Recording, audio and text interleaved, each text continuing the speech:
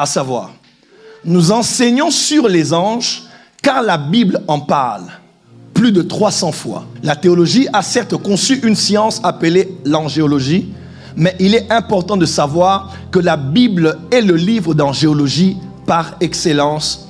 Amen. Pourquoi doit-on enseigner sur les anges dans la Bible? Certains vous diront très clairement, même sur certains commentaires des réseaux sociaux, parlez de Jésus, parlez du ciel, parlez de la repentance, parlez de la crainte de Dieu, parlez de l'enlèvement, comme si on n'en parle pas. Parce que les chrétiens sont devenus tellement sensibles à certains sujets, lorsqu'on veut oser en parler, automatiquement, il y a des clignotants rouges et puis il y a un besoin de se défendre. Un système d'autodéfense est enclenché directement parce qu'on a eu plusieurs clichés et préjugés concernant certains sujets. La Bible elle-même que vous avez en main parle plus de 300 fois des anges. Minuscules et majuscules. Excusez-moi, pluriel ou bien singulier. La Bible parle plus de 300 fois des anges. Et même en théologie, il y a toute une science que l'on appelle l'angéologie en parallèle ou bien en contraste avec la démonologie. Amen. On parle vraiment des anges. Et si la théologie a prévu une science, un cours à côté pour développer vraiment qui sont les anges, leur nature, leur office, leur fonction, vous devez le savoir que la Bible elle-même est le livre d'angéologie par excellence. De Genèse à Apocalypse, on parle plusieurs fois de ces êtres célestes créés par Dieu avant qu'il n'ait créé l'homme dans le jardin d'Éden. Quelqu'un est avec moi? Excusez-moi, avant qu'il n'ait formé l'homme dans le jardin d'Éden. Vous allez voir dans Genèse chapitre 3, même lorsque Dieu veut interdire à l'homme finalement d'avoir accès à l'arbre de vie, que fait-il? Il place 2 gardiens, 2 chérubins. Il les place de part et d'autre de cette ouverture qui donnait accès à l'arbre de vie pour empêcher l'homme d'avoir accès à ce fruit de l'arbre de vie.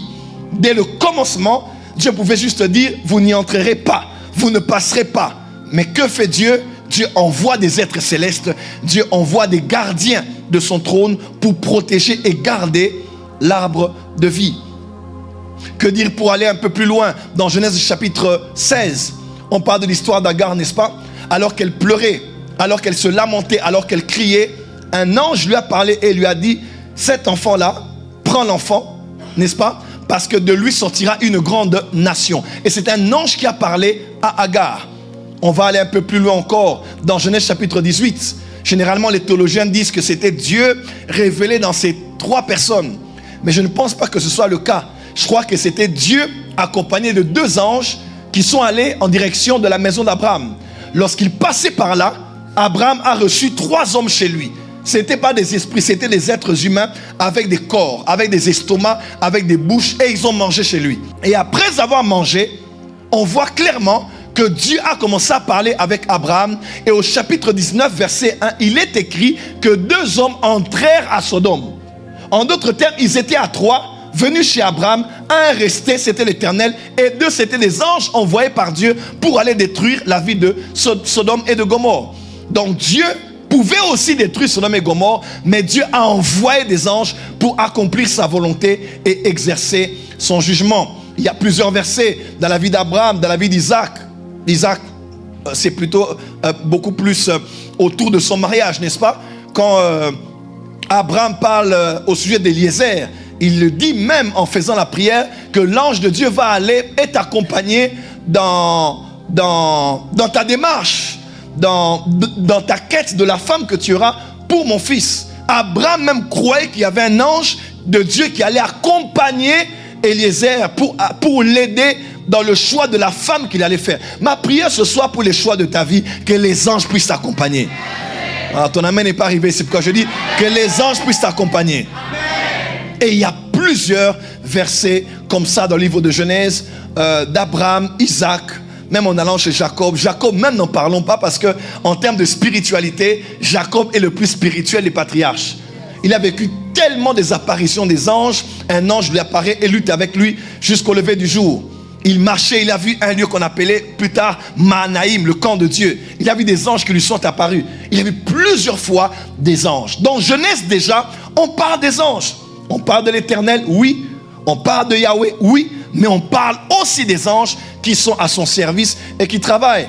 Il y a plusieurs textes de la parole de Dieu dans la Torah, les 5 livres de Moïse, dans les Névim, les Ketuvim, la loi et les prophètes. Et pour aller directement dans la nouvelle alliance, disons, dans la partie charnière de l'ancienne à la nouvelle, dans l'histoire de notre Seigneur Jésus-Christ, tout autour de Jésus parlait et du Saint-Esprit et des anges. C'est un ange qui est venu, comment, et qui a annoncé c'est un ange qui a annoncé à Zacharie qu'il aura un enfant. Et cet enfant allait venir accomplir les prophéties d'Ésaïe. C'est lui qui viendra pour préparer la voie du Seigneur. Il était certes prophète, mais il était aussi son cousin. Le même ange a quitté le temple. Il est allé maintenant dans la maison, 6 mois après, dans la maison de Marie. Et cet ange a parlé à Marie pour lui annoncer qu'elle serait enceinte. Quelqu'un est avec moi? Quelqu'un est avec moi? Est-ce que quelqu'un est avec moi?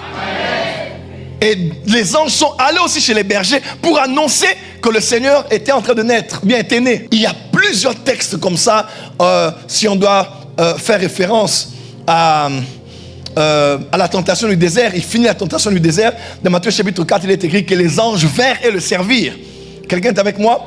Sans parler de nombreuses fois que le Seigneur Jésus parle des anges dans les évangiles. Il parle plusieurs fois des anges, notamment quand il parle de son retour. Il parle de comment il reviendra avec l'armée des cieux, avec les anges du ciel.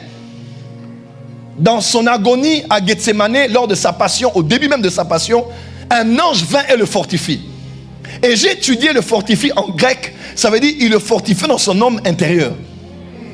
Alors je ne sais pas si les anges peuvent avoir un ministère pour nous toucher jusqu'à l'intérieur, mais je crois que les anges sont tellement spirituels. Un ange peut venir à tes côtés, tu es fatigué physiquement, il te donne de la force. Je dis, il te donne de la force. Ce soir, il y a un renforcement angélique autour de toi. Tu finis cette année avec beaucoup de luttes, beaucoup de combats, beaucoup de batailles. Mais Dieu a dit, ma fille, reste calme. J'envoie du haut des cieux un renfort invisible et spirituel pour te fortifier afin de percer. Oh, Rassabrakalaba. Une fois, j'étais dans un pays de l'Afrique de l'Est et Dieu m'a parlé ouvertement. Il m'a dit, il y a un ange qui est venu au culte. Cet ange s'appelle Persée. J'ai dit, Persée? Il m'a dit, oui, un ange qui s'appelle Persée. J'aimerais dire à quelqu'un, il y a un ange qui s'appelle Persée. Là où il y a tellement une foule au devant de toi, il y a tellement des obstacles autour de toi, tout est bloqué, tout ralenti, Dieu te donne une percée. Je prophétise que tu vas percer avant janvier et qu'à partir de novembre, tu perces jusqu'à la fin de ta vie. Je déclare la percée sur ton chemin au nom de Jésus. Un ange le fortifie. Il meurt. 3 jours après, vous connaissez l'histoire? Les anges disent aux femmes, pourquoi cherchez-vous parmi les morts celui qui est vivant? Et moi je viens comme cet ange pour dire aux gens qui vont te chercher avant la fin de l'année, pourquoi cherchez-vous parmi les célibataires celle qui est mariée? Pourquoi cherchez-vous parmi les chômeurs et les chômeurs, celle qui a déjà eu un travail et qui a commencé sa propre entreprise? Je décrète et déclare là où tu es le ministère des anges sur ton chemin. Il ressuscite. Des anges sont là pour aller même plus loin. Il veut connaître l'ascension. Alors qu'il connaît l'ascension, 2 anges viennent dans Actes chapitre 1 et parlent et disent à ces hommes, de la même manière qu'il est parti, c'est ainsi qu'il va retourner. Il est parti physiquement à cet âge, il reviendra ainsi. Et c'était sur la montagne des Oliviers, parce qu'il accomplira Zacharie chapitre 14, il posera ses pieds sur la montagne des Oliviers lors de son retour. Actes des apôtres, n'en parlons même pas. On voit des anges du début jusqu'à Apocalypse. Et même Apocalypse est appelé le livre des anges. Pourquoi? Parce qu'Apocalypse 1, verset 1, 2, 3, c'est la révélation de Jésus-Christ qu'il a donnée à Jean par le canal de son ange.